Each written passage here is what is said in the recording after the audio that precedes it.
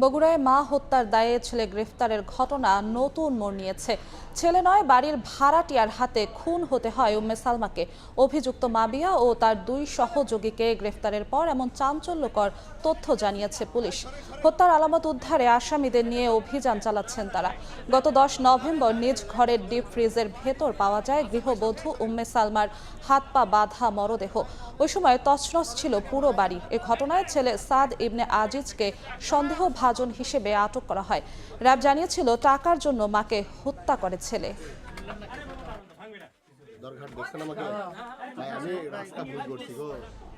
এই মুহূর্তে বগুড়ার দুপচাচিয়ায় পুলিশের অভিযানে আছেন রিপোর্টার আব্দুল আওয়াল। সরাসরি যাচ্ছি তার কাছে।